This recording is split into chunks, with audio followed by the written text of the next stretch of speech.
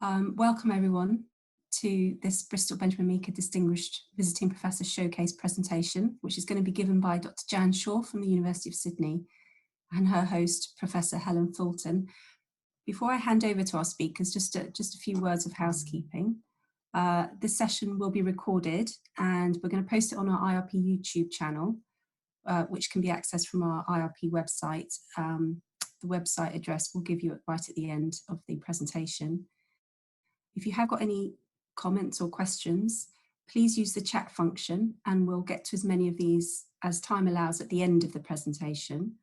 And please ensure that you've added your name rather than being listed as a guest. So the IRP team, we will be monitoring attendees, and we also like to know who's asking questions to our speakers. We'd also ask you to be respectful throughout. We do reserve the right to remove attendees whose comments are deemed offensive or derogatory.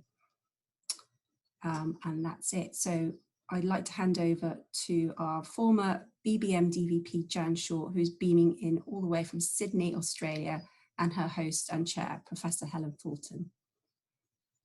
Over to you. Thank you very much, Sam, and welcome to everybody. It's a great pleasure to host Jan. It was lovely when she came to visit us in Bristol a couple of years ago, and we still have an ongoing collaboration, which is something very exciting for us to develop. Jan's the author of the monograph, Space, Gender and Memory in Middle English Romance, published by Palgrave Macmillan in 2016. And she's also known particularly for her work on the Middle English Romance of Melusine. Jan and I are currently working on a collaborative project called Border Geographies, Imagining the Borderlands of Medieval Britain. And you can find out more about it through the website link Borders and Borderlands, which is on the screen. And this is a project that arose directly from Jan's visit to Bristol as the Benjamin Meeker Visiting Professor. She's going to talk to us today about the main project she was working on when she was in Bristol. And the title of her talk is Women and Leadership in 15th Century English Prose Romance. So I'll ask Jan now to share her screen and to start her presentation. Thanks very much, Jan. Thanks so much, Helen. I just, again, have to go through the process of sharing my... if you can all bear with me for just a moment. There we go. Great. Okay. Thanks, Helen, and thanks, Sam. And thanks to the Office of International Research Partnerships at Bristol for organising this event, and also for the opportunity to visit Bristol back in 2018. So I was in Bristol in April in 2018, and this was a great visit. It was a fabulous time. I was there for 4 weeks. And this led to interesting discussions within the community of medieval scholars there and other Benjamin Meeker visitors who were there at the time as well. And it also made available to me experts in women and leadership from work and organisational studies at Bristol. And I had some really very productive conversations with them as well, with people who use the same theoretical approaches to women in leadership as I use when I examine narrative identities of female leaders. And we discussed some of the problems and opportunities in the current work on women and leadership, particularly the lack of historical perspectives in most of this research. So that was extraordinarily productive. One thing that did happen soon after I arrived, which just shows how significant this is, the gender pay gap reports came out while I was there. And apparently this happens every year in the UK. We don't have such a thing here that's made so publicly available. But this was right there on the BBC one morning, just looking at me. And it presented an interesting contrast to Judith Bennett's research from 14th century York. So to give you the figures just for a moment, if you can bear with me and cope with the figures. In 2017, which was the year that was reported when I was in Bristol, the gender pay gap was 18.4%. Judith Bennett's research on documents found in 1360, from 1360, obviously they were found later, revealed a gender pay gap in 1360 of 29%. At that rate of improvement, the UK will reach parity in about 2674. So we definitely have something to work on. So this offered interesting context for my work on women and leadership, because of course it is the lack of women in senior positions that is reflected in the figures of the pay gap between women and men. So in addition to this, I also had a great time teaching. I did a few classes and I was very impressed by the fabulously engaged students. This can only reflect the quality of the teaching they have come to expect. So it reflects well on teachers and students, I think. And of course, one of the most important outcomes from my visit was the ongoing conversation that developed into the Border Geographies project that Helen's already mentioned that we're working on at the moment. But today, my talk is focused on women and leadership in 15th century prose romance, which was the project that I was working on when I came to Bristol. I will finish up with some observations and further questions that also feed into the Border Geographies project as well. So, why leadership? If the gender pay gap and the 1360 reports from Judith Bennett aren't enough, leadership is obviously really important to all of us, as we are all urged to take leadership roles in our universities and other organisations. And our students too are advised to demonstrate leadership in scholarship and job applications. So leadership is important. It is a privileged, mythologised, even fetishised discourse. But what is it? And does everyone have equal access to leadership identities? While the answer to the first question is the subject of ongoing debate in leadership studies, and I'll come back to it in a minute for my own purposes, the answer to the second question must be a clear no. In the 21st century, women are still underrepresented in leadership positions in government and industry. Western societies have been unable to establish equal representation of women in top jobs, even though they have outstripped their male counterparts in tertiary education since the 1990s. Of course, those who occupy leadership positions are not the only leaders in society. Leadership is going on all around us. But case study research indicates that leadership is not always recognised, and it does not necessarily translate into advancement, particularly if you are a woman. Many have claimed that it is just a matter of time. We should allow more time for the advances that women have achieved in recent decades to flow through to their participation in the top jobs. But this view is problematised by any short visit into the history of women, which shows that women have always done leadership. Women do leadership, they always have, but if it is not acknowledged, then it is difficult to progress. The Women and Leadership Project explores the representation of women and leadership in 15th century English prose romance. It examines how these texts construct gendered identity and how these identities play out differently as leadership narratives.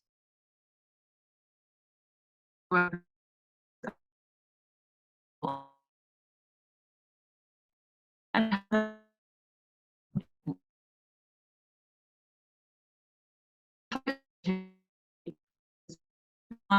not rulers with innovating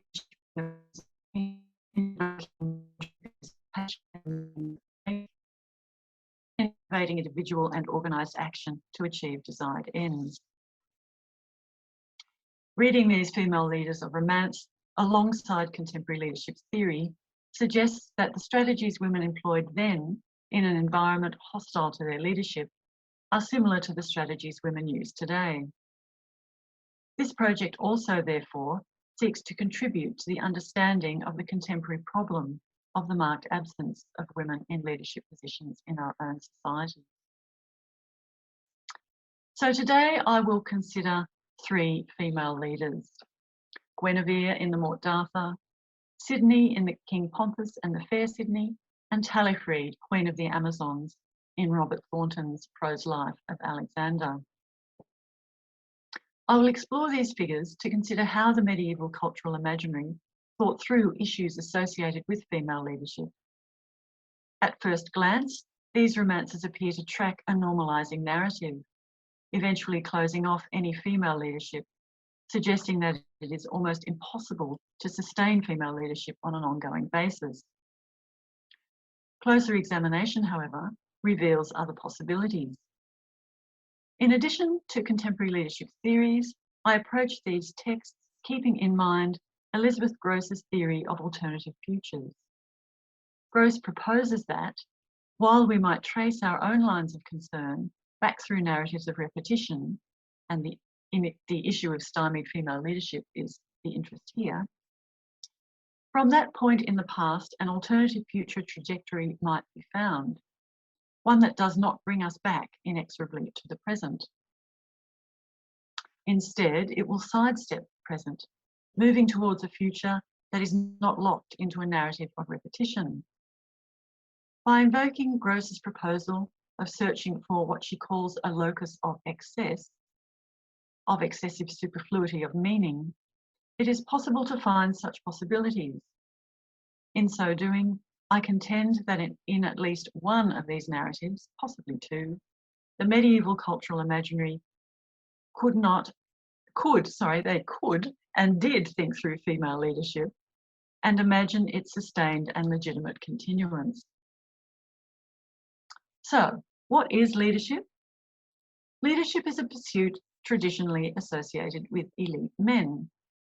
In recent scholarly discussions, however, a strong alternative current has developed that presents numerous approaches to leadership in different contexts.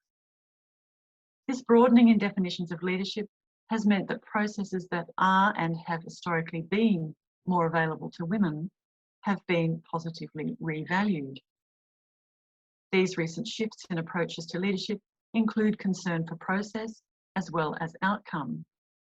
Outcomes are, of course, important, but there is now more focus on balancing transactional or task-related goals and relational, people-oriented practices. Leadership identities are now understood as relationally constructed, found in leadership practices rather than individual qualities or characteristics. Leadership is found in iterative processes of developing a sense of community and belonging, which are now recognised as key to building consensus and inspiring group action. My working definition of effective leadership is borrowed from Janet Holmes, and it is this. Through a range of processes of communication and influence, a leader facilitates desired outcomes for the community and for herself, while maintaining harmony within the team or community of practice. Case study research, however, shows that popular ideals of leadership, particularly for leaders at elite levels, are often narrow and still privilege masculine behaviours and values.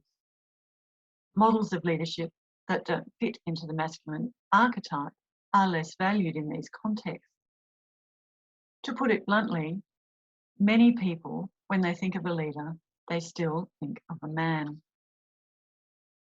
Jennifer Binns, in her case study research, finds that the dominance of men in leadership roles means that when a female leader appears, she attracts disproportionate scrutiny, her body a constant reminder of her difference. She is recognised more readily as a differently gendered body than through the leadership she might enact. She is immediately perceived as a body out of place. I quote, a trespasser, both figuratively and literally, on normatively male terrain, unquote. Male leadership, on the other hand, as the prevailing norm, is perceived as not gendered, and the privileging of masculine attributes and behaviours is thereby rendered invisible.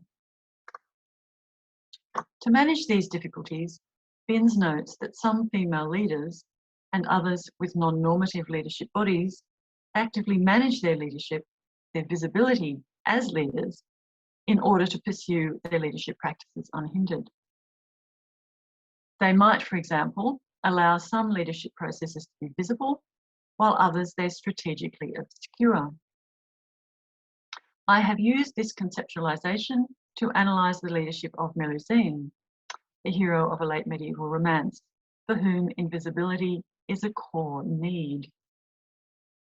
Melusine's careful management of her visibility and invisibility allows her to build a long and prosperous life, and even accrue to herself a leadership identity, one that is granted by others who see the outcomes of her work. The management of visibility is, however, a risky strategy, as the tale of Melusine shows. Eventually, inevitably, the veil is ripped aside and the gendered body is fully revealed in all its feminine monstrosity. As Binns predicts, nothing can distract from this spectacle. As a result of her exposure, Melusine must flee, leaving her family, her community, her whole human life behind until Judgment Day. One of the problems of the visibility strategy or the invisibility strategy is, therefore, that it does nothing to bring about structural change. Further, strategic invisibility is not available to all women leaders. Some women accede to leadership roles that are highly visible.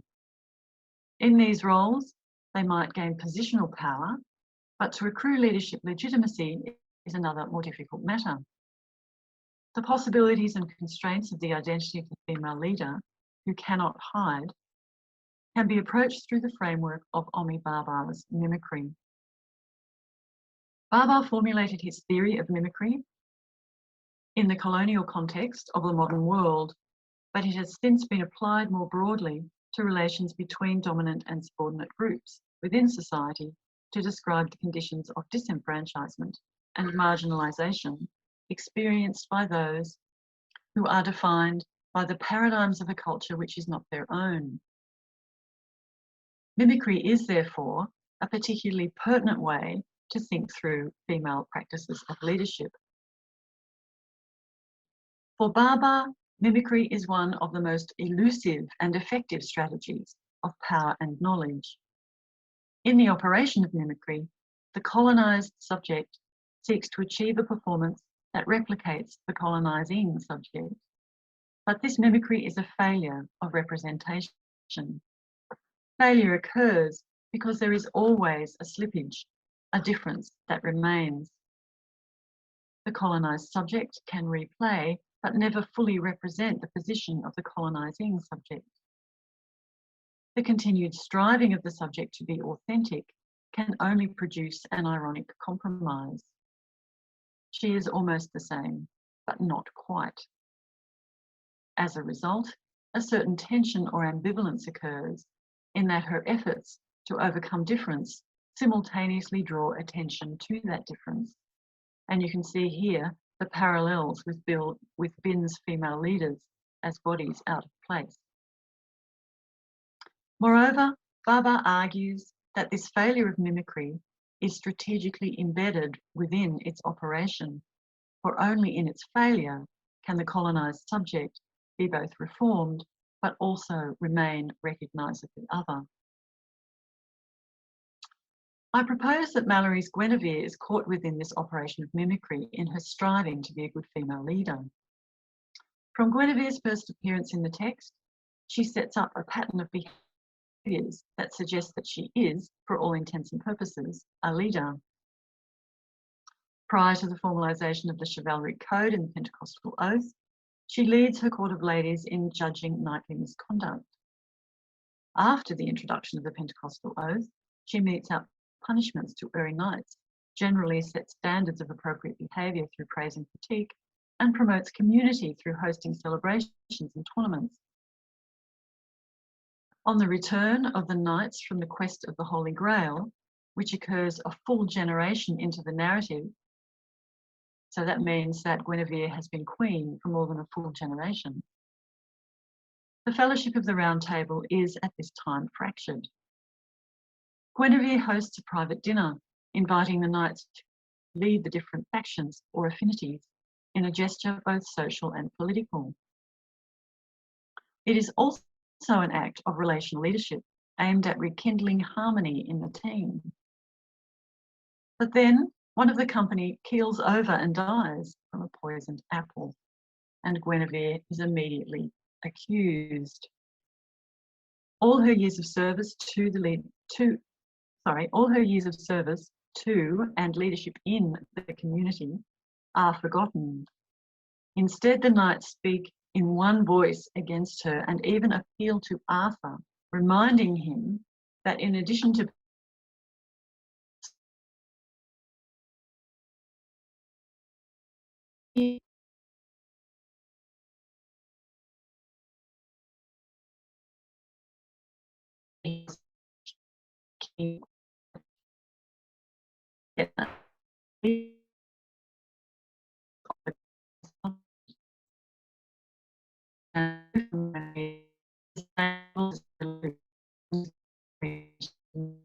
Prose rudely refuses her, but eventually agrees because he cannot deny Arthur, whom he addresses directly and solely, noting explicitly that he agrees only for the sake of Lancelot and the king.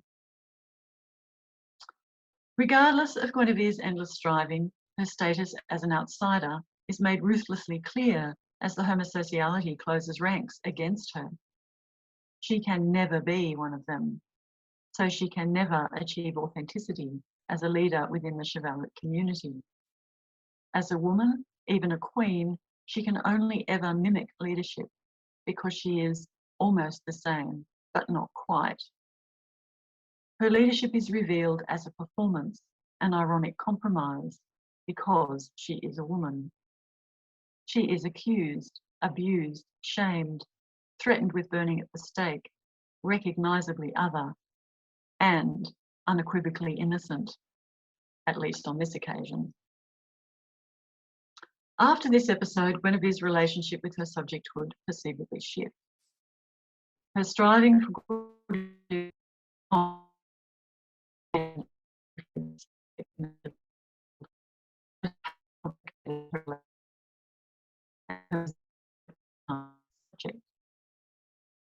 Barbar notes the ambivalence of mimicry shifts the subject, locating it somewhere between the colonised and the coloniser. In so doing, it effects a disruption of the binarised self-other relationship of the colonised to the coloniser.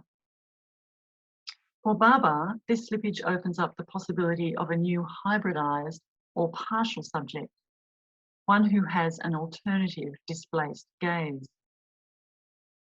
In other words, if Guinevere overcomes the irony of her failure of representation, then from this in-between position, she can look back at the chivalric order, and indeed at her own striving self, with a potentially critical, even menacing gaze.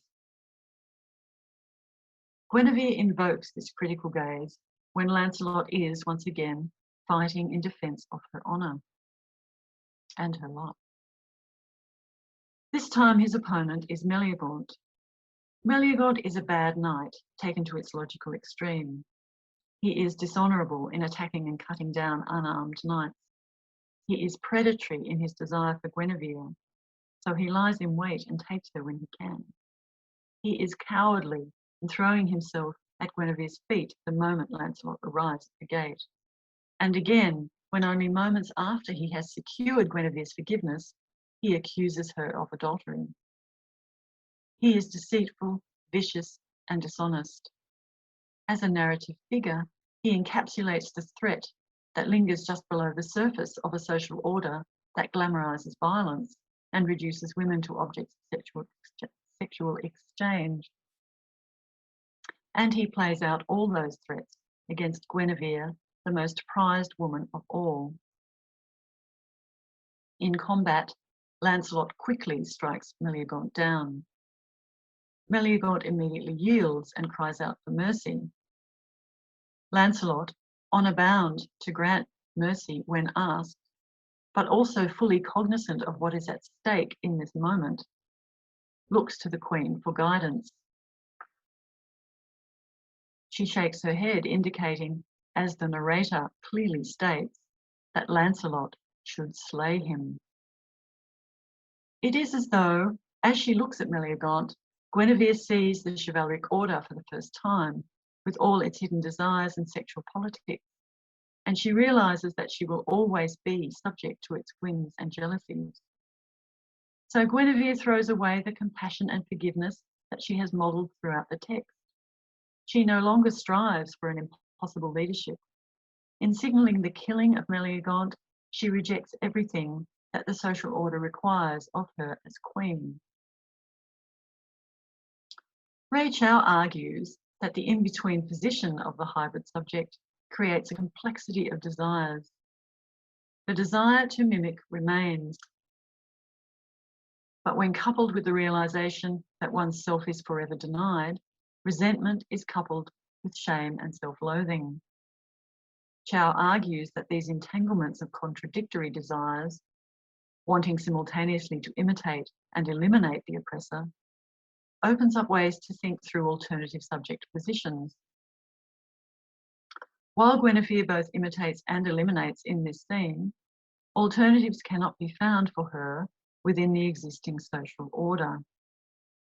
Indeed, in her ruthless pursuit of the personal in this moment, in her eschewal of the impersonal, social and political identity of queen, Guinevere prefigures her ultimate flight from that social order.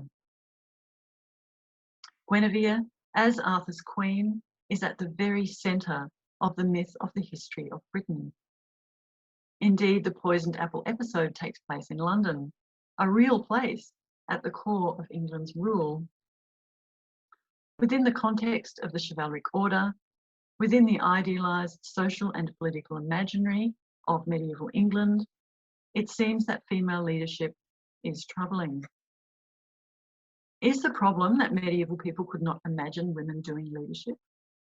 Or was it rather that they just didn't want such leadership going on here, in this place?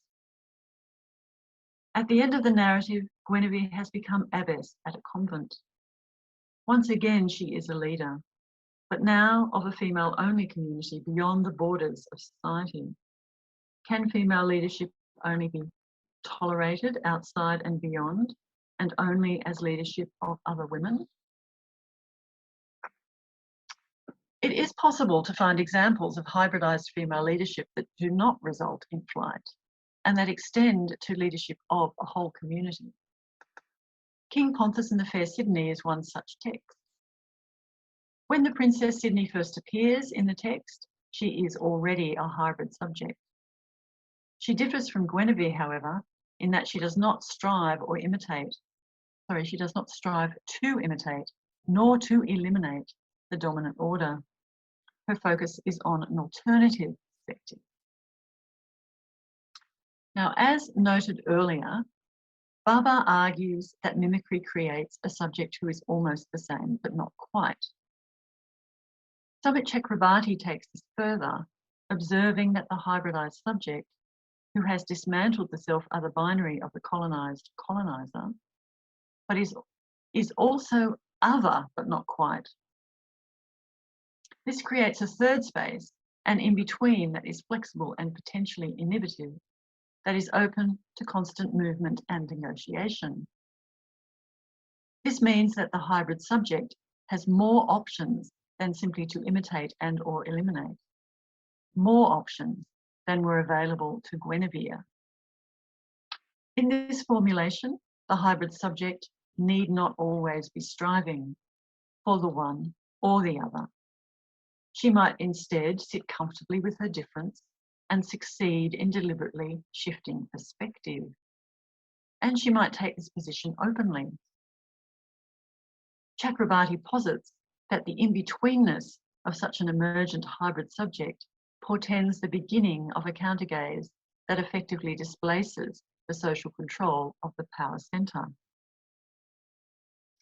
Sidney appropriates the centre of power by shifting the core of social order to her own chamber and the in-group that she cultivates there. In so doing, she carves out an in-between space that is beyond mimicry. Sydney does not attempt to be leader in the hall, where she keeps apart from the raucous celebrations. Instead, her story brings the world of the women's household to the fore, where Sydney is the leader of ladies. Her leadership gains significance as it becomes evident that in this place, controlled by women, is also an in-between space of relational exchange between the sexes, where Sydney sets the terms of encounter, particularly with her own love interest, Pontus. Here, she is the initiator of action, and the ladies appropriate the critical gaze. Sydney leads Pontus to dance, she asks him to sing, and all the while the ladies are looking at him, measuring him up, and finally proceeding to praise him. This early scene is one of a number throughout the text in which Sydney progressively develops as a powerful subject of the gaze. Elsewhere, I have analysed Sydney's relationship with space, revealing that she proactively carves out a series of increasingly elevated spaces through agentive and proactive spatial practice. This analysis finds that as these spaces become more elevated, from chamber to wardrobe to tower, each above the last, Sydney's gaze shifts from an inward-looking critique of relational interaction in the chamber to outward surveillance of the movement of people to and from the castle, and finally to a distant gaze beyond the city for the purposes of military and political intelligence gathering.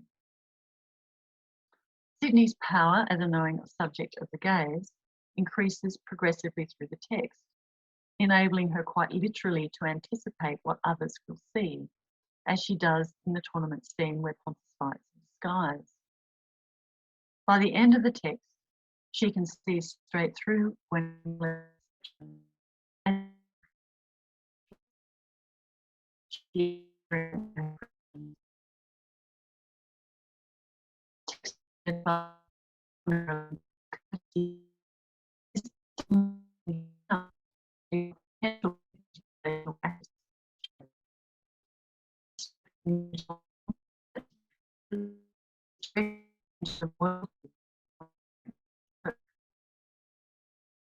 superior capacity to influence and thereby to marshal agency in desired action.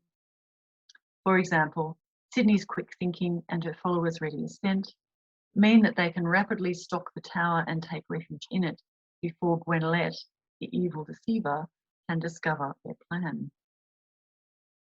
From this place, the tower, which proves to be impregnable, they fight off Gwenolette and his army. By these measures and others, Sydney is a leader. She remains a hybrid subject, but she sits comfortably with her difference, actively avoiding the masculine space of Paul. At the same time, however, in her leadership, she succeeds in drawing truth and honour to herself and her community, and in implementing this counter-gaze, she succeeds in shifting the focus of authority to her own sociality.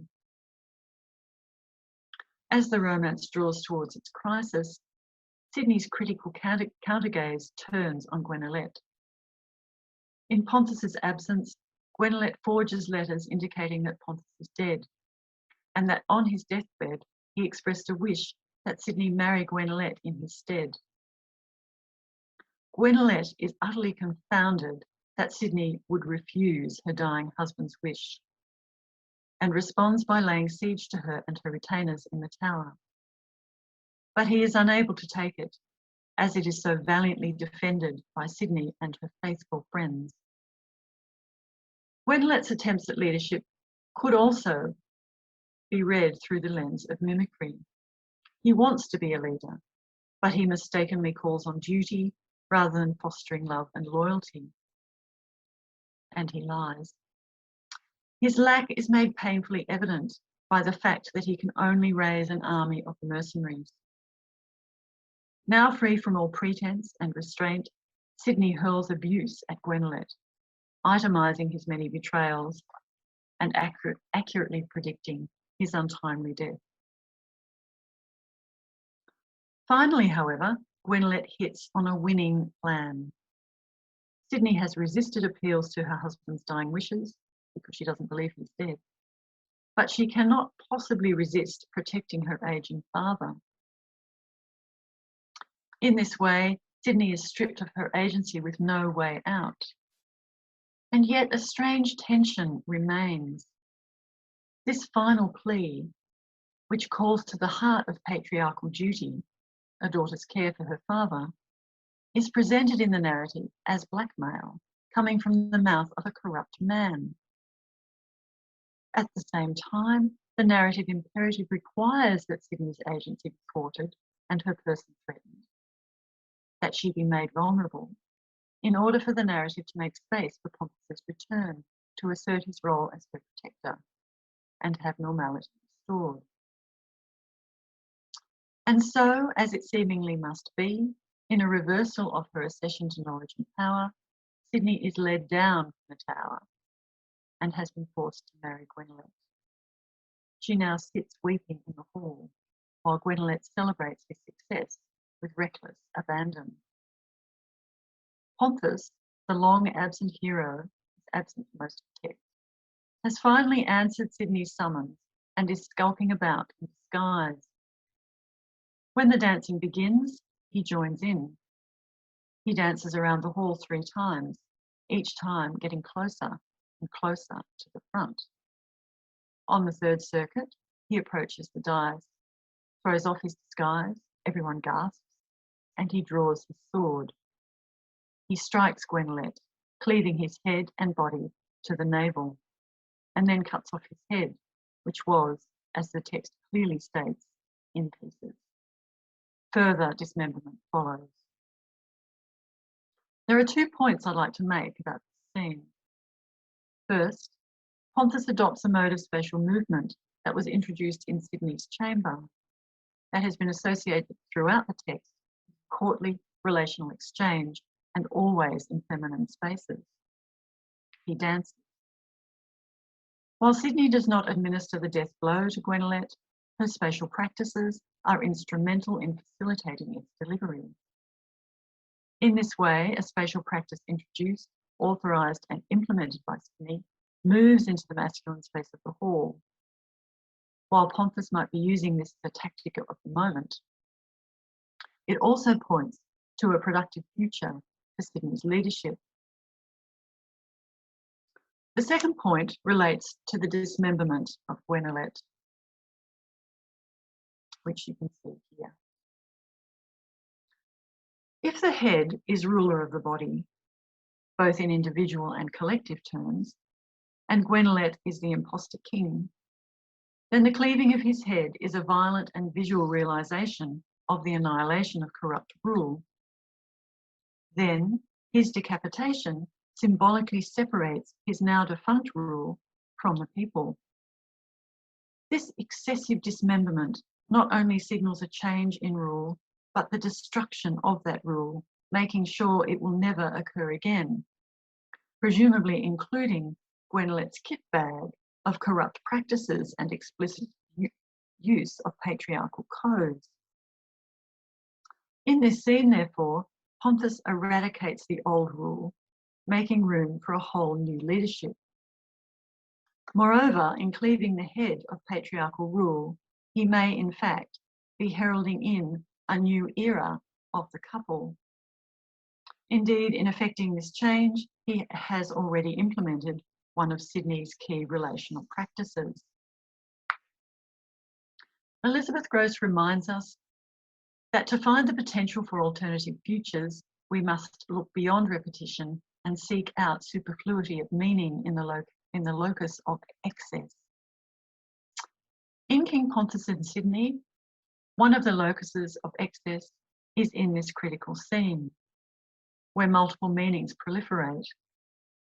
One meaning that can be made is that King Pontus and the Fair Sydney is a narrative that authorises and even celebrates female leadership. While there are struggles with forces that attempt to normalise the social order, the romance nevertheless is able to sustain the potential for female leadership through to the end. My final example, a short one, comes from the absolute limit of the known world. In the prose life of Alexander, there are few who can resist Alexander's relentless march. He does not, however, acquire the land of the Amazons. Taillefride, the queen, is the subject of a different political order to anything we have seen so far, in that she succeeds in shifting the critical gaze of Alexander back onto himself.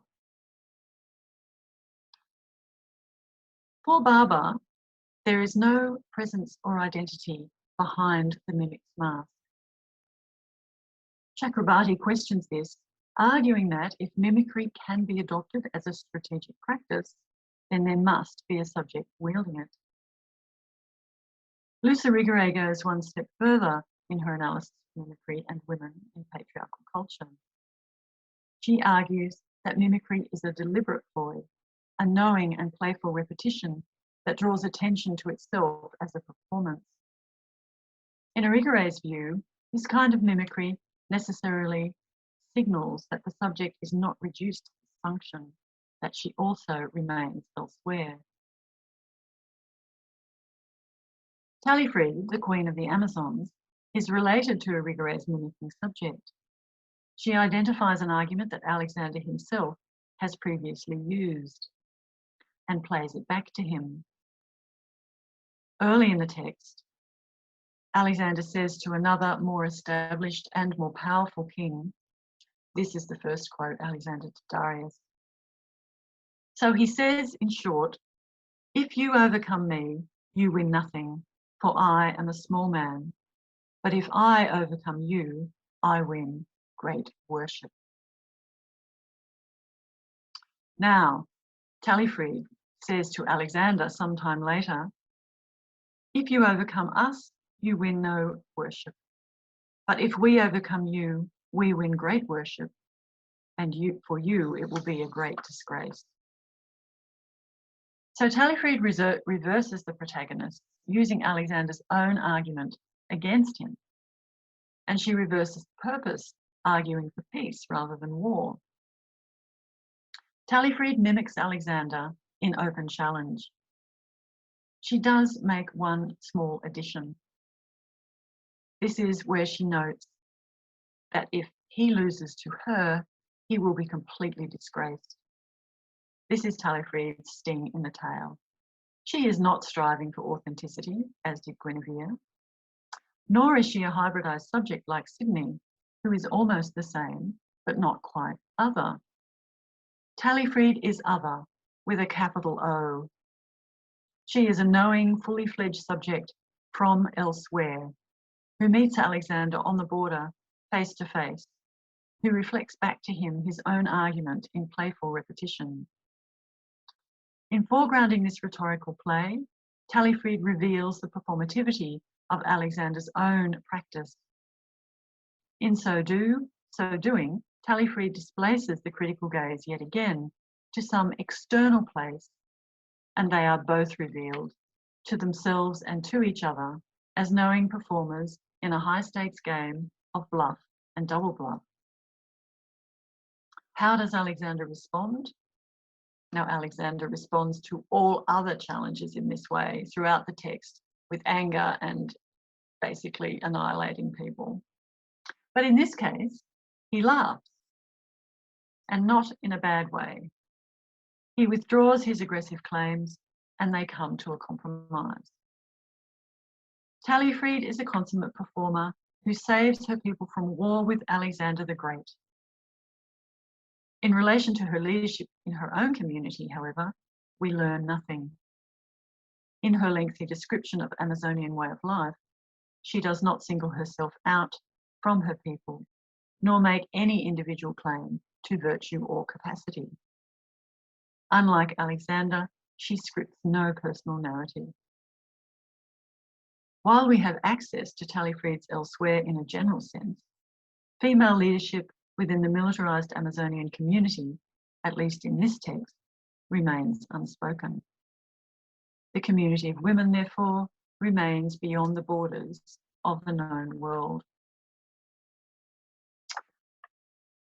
So, evidence from these three texts suggests that medieval people in Britain could well imagine women doing leadership. They just preferred that it didn't go on at the centre of the founding myth of the history of Britain. The imaginary order of chivalry did not have a place for female leadership at its core. In the broader context, beyond the most elite political levels and foundation myths, female leadership could be discussed, even productively. If we go too far, though, female leadership risks becoming an inaccessible exotic alterity. So we need to explore further the hybrid space, that in-between space that is neither the one nor the other. As Baba says, by exploring this third space, we may elude the politics of polarity and emerge as others of ourselves. One final observation I'd like to make here is how this work on women and leadership is further informed by the Border Geographies project. One of the things that we consider in the Borderlands project is the mobility of text and how narrative identities change as they move through and across political, cultural and linguistic borders. King Ponthus the Fair Sydney first came to England in a manuscript known as the Shrewsbury Book, a rich compilation volume given to the 15-year-old Margaret of Anjou on the occasion of her betrothal to the king, the English king, Henry VI. Perhaps this context has contributed to the idea of the romance as a courtesy text, as a text to offer examples of courtly behaviour to a young queen. Examining this romance with an eye for female agency and leadership, however, enables an entirely different reading, but one equally suitable for its young recipient. Margaret of Anjou, of course, became a powerful female leader in the turbulent years of the Wars of the Roses.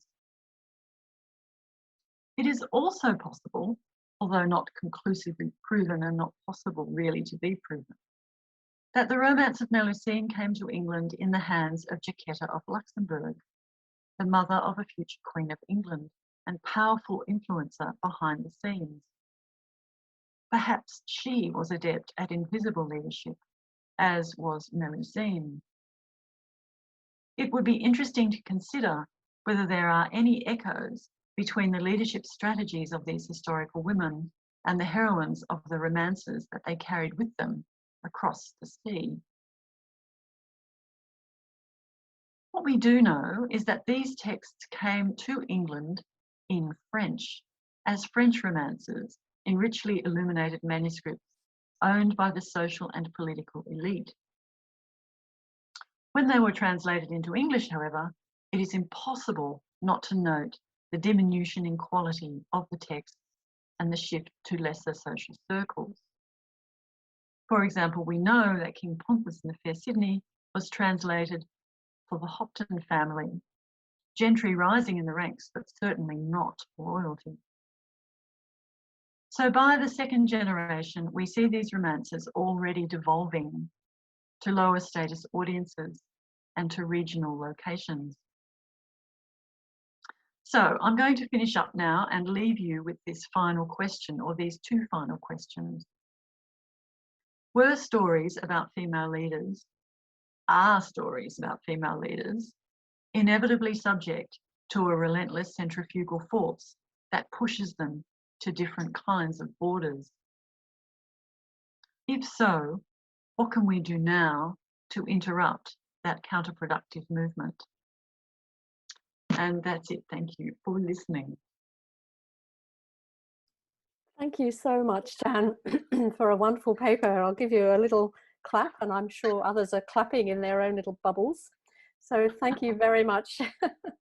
That was a wonderfully rich and thoughtful paper. I wonder if anybody would like to ask Jan a question. We have a chat function if anybody wants to put a question in the chat. If anybody would rather raise their hands using the raise your hand button, I can see most people, I think, on my screen, so I'll be able to see if anybody raises their hand, or you're welcome to write into the chat line as well. We've got about 10 minutes if anybody would like to ask a question.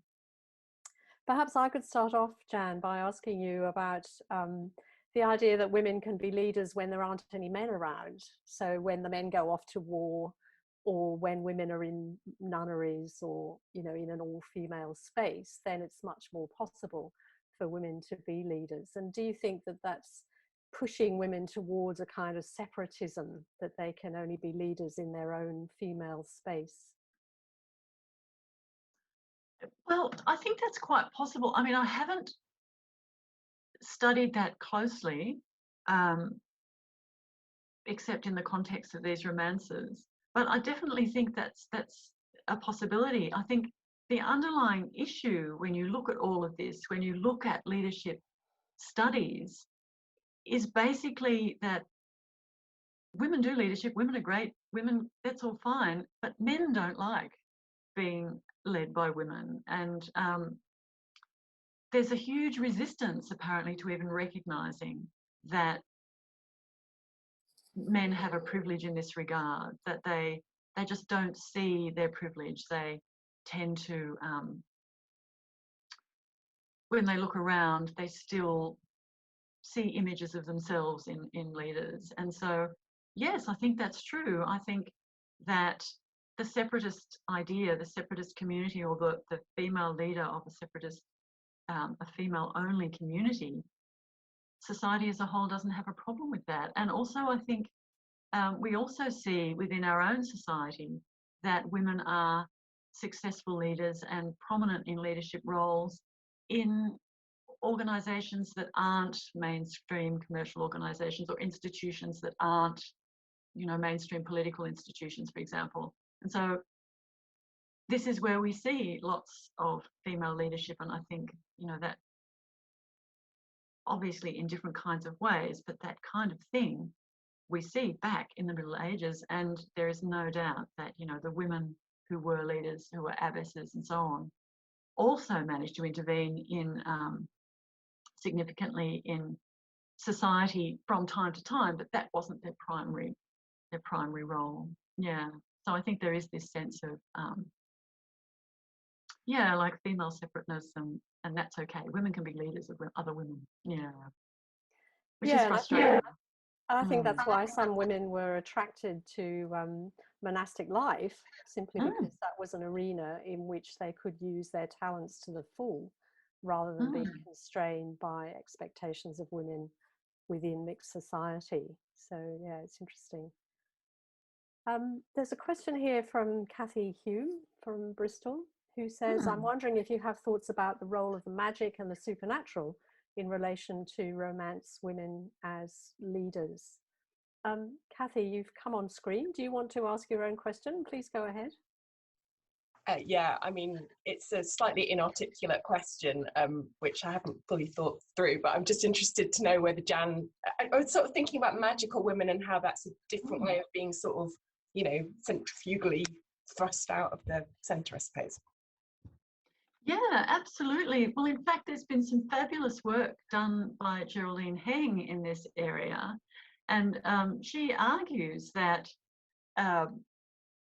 casting women as magic is simply a way of containing and othering their feminine capacity. And I think that definitely extends beyond the 15th century. I mean, I think we see that with Melusine as well. She's, yeah, I mean, you know, as you probably know, she has this enormous tail, and, you know, but if you could argue on some level, I hope this part is still being recorded, that that you know, this general idea of women leaders and how the focus is on their bodies rather than on their leadership, it's almost as though women leaders all have secretly a tail, like we all have a tail.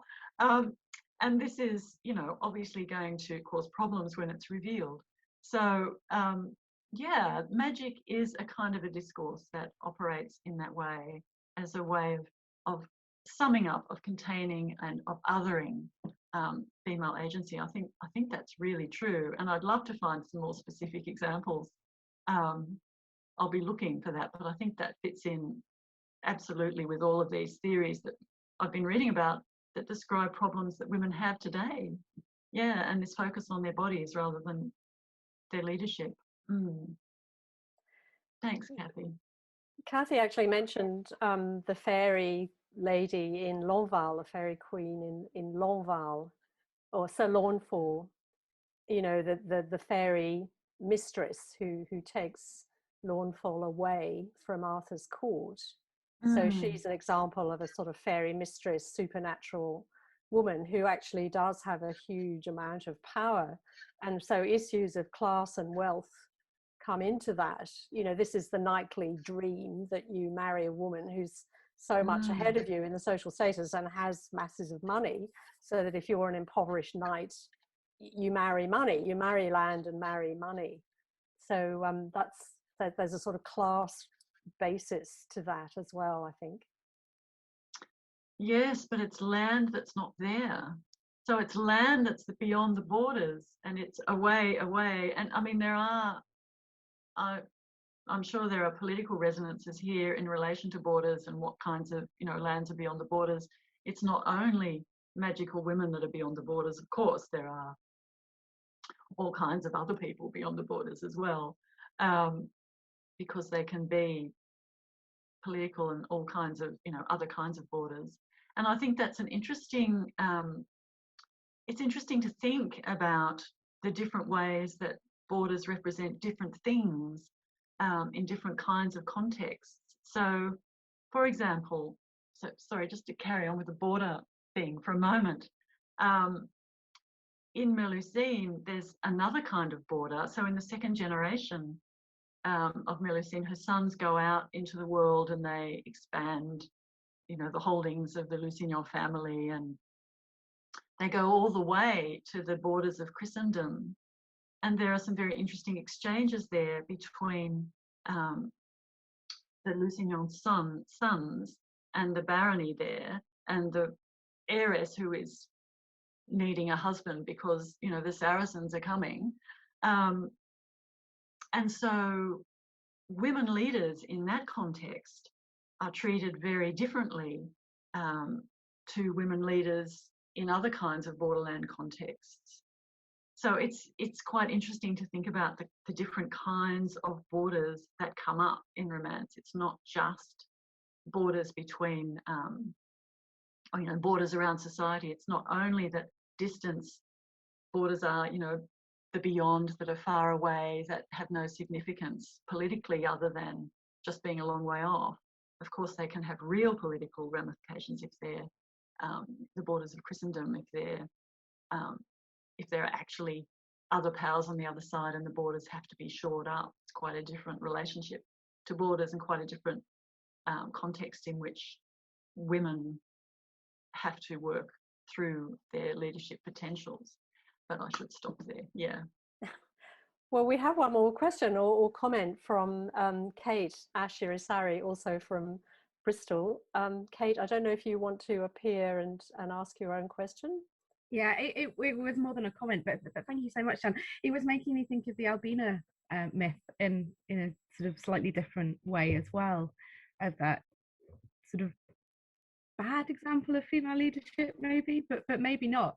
But that shift from their centre to a margin, but a British or English centrality that is then done away with when you get Brutus sort of coming in as this male leader. I don't know, it was just that the idea about core and margin and borderlands seemed really, really interesting. Gee, I'd have to think about that. Yeah, look, I'd love to hear more about what you were thinking. I can't quite conceptualize that, any thoughts about that right now. The whole idea of foundation myths from within, well, it's not from within, is it? No, it's from without.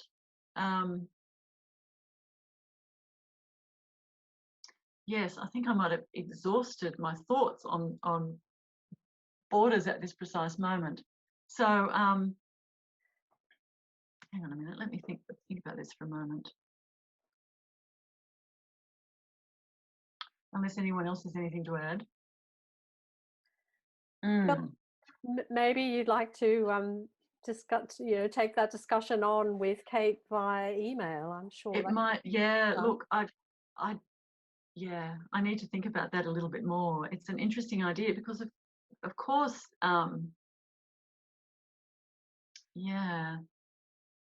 the idea of, I'm actually thinking of some links that might be there in Melusine, but I can't quite. So that would be really interesting. Yeah, thanks, Kate. Yeah, I'll have to think about that a little bit more. Yeah, it is interesting because so many of the romances have a sort of foundation myth element to them, don't they? Like Melusine, in fact, and the origin of the Lusignols. So that is an interesting aspect. Well, we've come to the end of our time, so I'll have to draw things to a close, but it's been a wonderful talk, really absorbing and interesting, raising lots of ideas. I love the way Jan brings in contemporary theory to her practice of medieval critical analysis. I think it makes her work really special. So thanks very much to Jan. Thanks to everybody for joining us. The talk has been recorded and will appear on the YouTube channel. So you can catch up with it later on. So thank you all very much. I'll say goodbye, and I hope you enjoy the rest of your days or your evening in the case of Jan. So thanks very much and goodbye, everybody. Thanks, Helen. Thanks, everyone.